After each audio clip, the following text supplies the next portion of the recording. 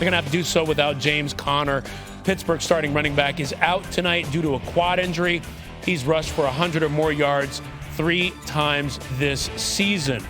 Now, it wasn't all that long ago that the Steelers were flirting with perfection, but the 11 straight wins to begin the year are a distant memory after 2 straight losses. According to FPI, Pittsburgh had a 1 in 3 chance of getting to the Super Bowl through Week 12, but those chances have been cut in half. So, what's the problem? Well, it's easy. Costly errors on offense. Entering the week, the Steelers had 9 more drops than any other team, and their 3.7 yards per rushing attempt ranked second to last in the league, ahead of only the Dolphins. Their longest run against the Bills last week went for 7 yards. And they need a win Monday night just to stay in the game behind the Chiefs in the conference standings. But the FBI is basically calling this one over. Kansas City has a 96% chance to earn home field advantage to the AFC playoffs, and the Steelers haven't earned a 1 seed since 2004. And for more on tonight's game, let's bring back Marcus Spears. Marcus, the Steelers have now lost 2 in a row after starting the season 11-0. What are you looking for tonight to show you that they are moving in the right direction?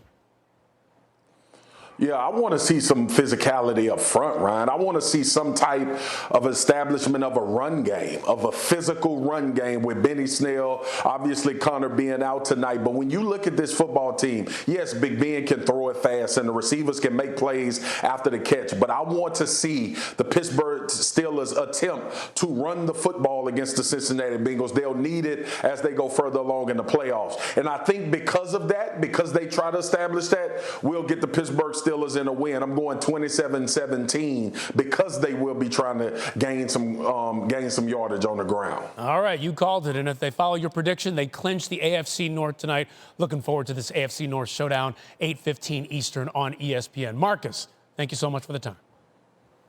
In the midst of a global pandemic, one team sport led the way to resuming their season using a bubble, daily testing, and strict protocols to ensure the safety of its players and the well-being of the sport. NBA Commissioner Adam Silver navigated the league through a difficult yet successful summer, and he'll continue to do it tomorrow as a new season begins, this time outside of a bubble. Today, Silver spoke with Stephen A. Smith on First Take.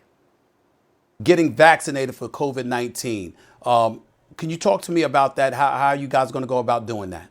For the most part, because our players are young and healthy without some sort of comorbidity, they will not be a high priority for vaccinations. I mean, there are some other members of the NBA community working, on court who are MVP type football to get them in the playoffs with no receivers. But they go into the offseason, and I do think he will ask to be traded if there's not a change that is satisfactory to his overall outlook.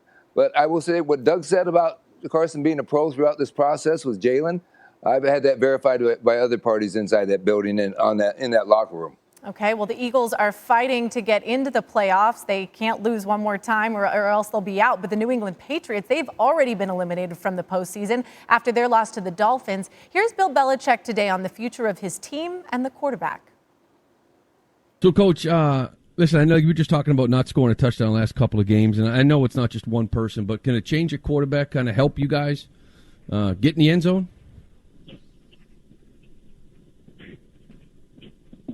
Yeah, I mean, we've talked about that.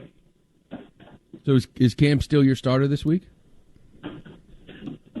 Yeah, we've talked about that question. It's been several weeks that we continue to ask the same question. Well, I think, yeah, and I understand that, but I think now you guys, I know you've been eliminated from the playoffs officially. You're just wondering, with a couple games left, is anything change as far as that goes? I mean, that could be a change. You ask the question every week, Luke. Yeah, every week you ask if something's changed. And I told you, it has changed, though, because you guys have been eliminated, right? So maybe you look at Stidham the last 2 weeks?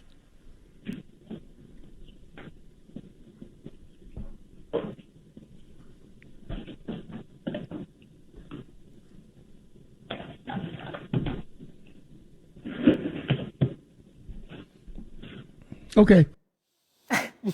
Crickets. All right, so Bill doesn't want to talk, but we know you do more. What more can you tell us about the Patriots' plan for the rest of the season and beyond?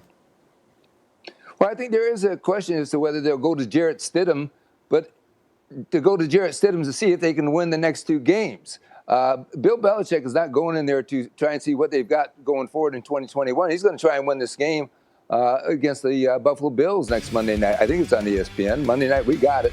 But at the same time, Cam Newton, who's on a one-year contract, I talked to a GM today who said he looks like he's damaged goods again. And he meant physically. We haven't heard anything physically. We know he went through COVID.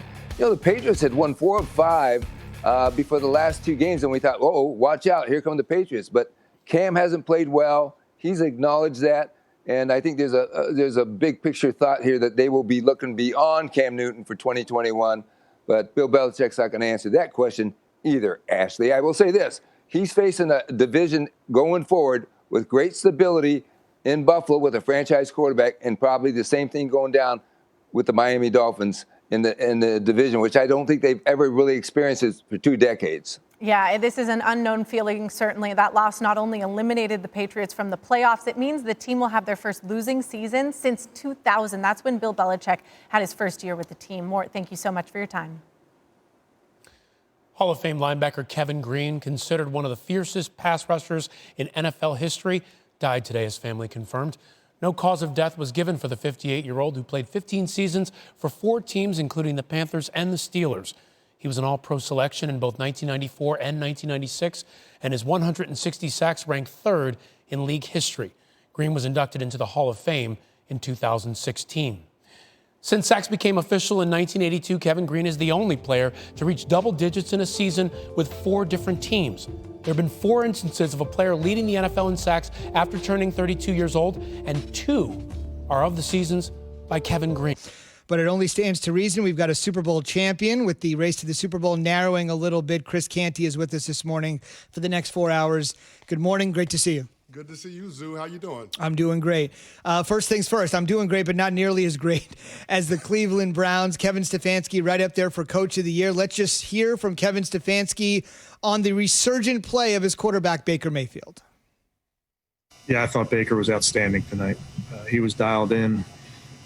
It's really what I expect from him. It's what he expects from himself. It's how he practices.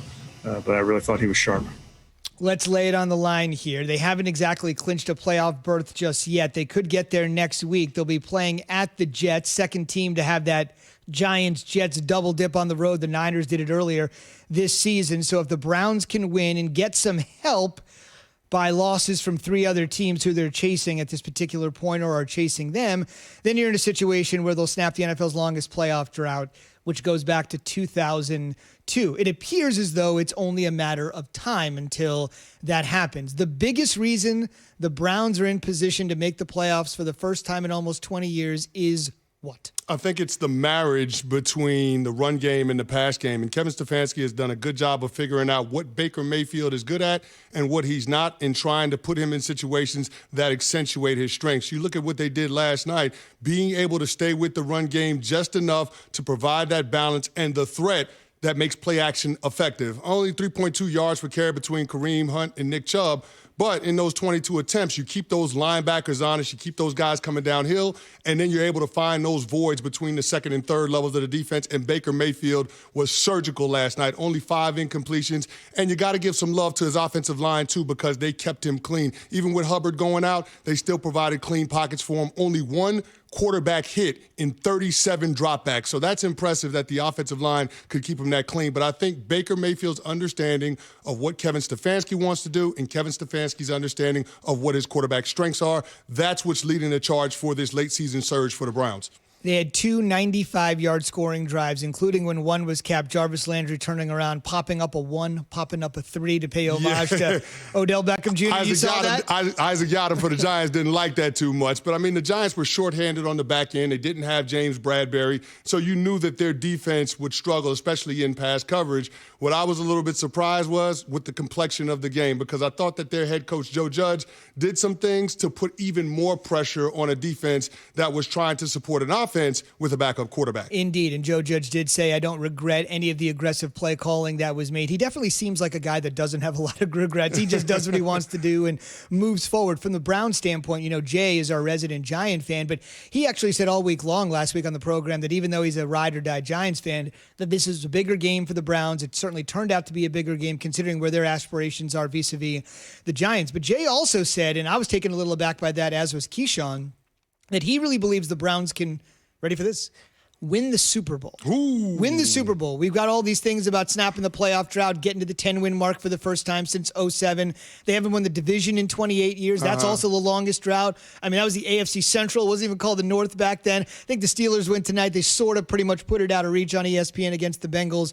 Super Bowl, though, is that a little too much? I was a little bit taken aback by that. Jay's putting a little too much on that one. You know, sometimes you have that overreaction Monday, but you're talking about a Browns defense that prior to this game gave up over 80 points in the 2 games that they played. So I think it's a little too early for Super Bowl talk, but it's definitely reasonable to expect this team to get into the postseason and potentially win a postseason game, which is a huge step for the Cleveland Browns program, for their new general manager, Andrew Berry, and their new head coach, and Kevin Stefanski. It's amazing. Baker's 25, Garrett's 24, Andrew Berry, the GM, is 33, the head coach, Kevin Stefanski, is 38.